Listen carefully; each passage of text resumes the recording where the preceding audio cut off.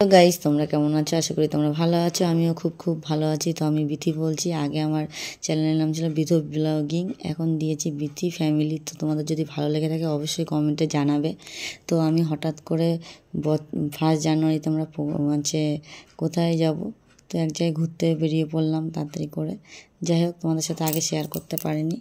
তো স্টেশনে অনেকক্ষণ বসেছিলাম, তাড়াহুড়ো করে বেরিয়ে গেছিলাম যে ট্রেনটা ধরবো বলে, মাঝেরহাট লোকাল। তো ট্রেনটা পাইনি, পরে ট্রেনে উঠে পড়েছি। এই যে আমরা এখন যাচ্ছি। কোথায় যাচ্ছি চলো দেখতে থাকো, আশা করি ভালো লাগবে। এটা হচ্ছে কলকাতা স্টেশন। দেখো স্টেশনটা কত সুন্দর, পরিষ্কার। তো ভাবলাম তোমাদের সাথে একটু শেয়ার করি। তারপরে দেখো ট্রেনের সাথে শেয়ার করলাম কত সুন্দর লাগছে। তারপরে নেমে পড়লাম আমরা প্রিন্সেপ ঘাটে। এটা হচ্ছে তোমার বিদ্যাসাগর সেতু।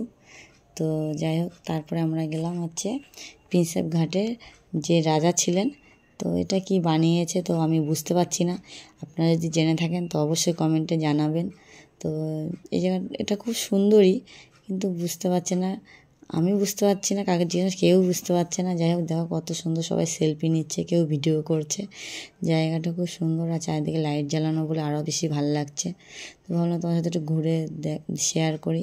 যতটা বললাম তোমাদের সাথে শেয়ার করলাম। দেখো ভিড়ও ছিল খুব, যেহেতু 1 জানুয়ারি ছিল।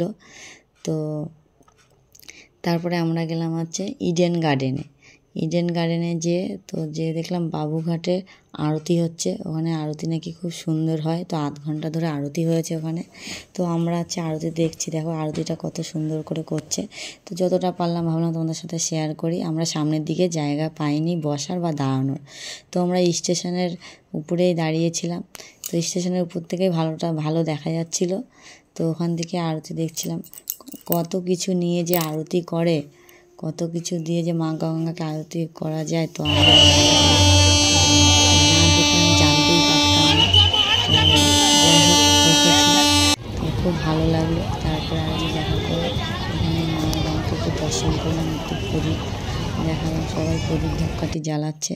তো যাই হোক, তারপরে আমি বাড়িতে চলে আসলাম। তো আমি ক্যামেরাটা করেছি, কেউ ক্যামেরার মতন সেরকম ধরার ছিল না বলে। তো তারপরে বাড়ি চলে এসে দেখো এদিকে আছে কাকিমার বার্থডে ছিল। তা ওনার মনে ছিল না যে বার্থডে ছিল, আর উনি খুব খুশি। এই ফার্স্ট টাইম উনি কেক কেটেছে, ওনার চোখের জলই বেরিয়ে গেছে। যাই হোক, পিছনে দাঁড়িয়ে ছিল ওনার ছেলে, ওই যে ওনার ছেলেই সব আয়োজন করেছে। তো যাই হোক, এই যে উনি কাকিমা কেকটা কেটে ফেললো। তারপরে এই সেলফটা তোমার আছে ফাটাতে পারছে না বলে আর একটা ভাই খুব চেষ্টা করছে ফাটানোর জন্য। তো কাকিমা তো ওটা না ফাটানো অবধি, তো সেলফটা না ফাটানো অবধি তো কেকটা নিয়ে দাঁড়িয়ে আছে। তো ভাই অনেক চেষ্টা করছে ফাটানোর। দেখো, তো আমি ভিডিওটা এডিট করতে পারিনি, তো ওর জন্য টাইম পাইনি বলে এডিট করা হয়নি। যাই হোক, সেলফটা ভাইয়ের ফাটিয়ে দিল। তো দেখতেই পেলে। তারপরে এখন কাকিমা সবাইকে, তো আর একটা দেখো কেকটার মধ্যে পড়েছে বলে কেকটা খেতে পারবে না, যেহেতু কাগজের টুকরো পড়েছে।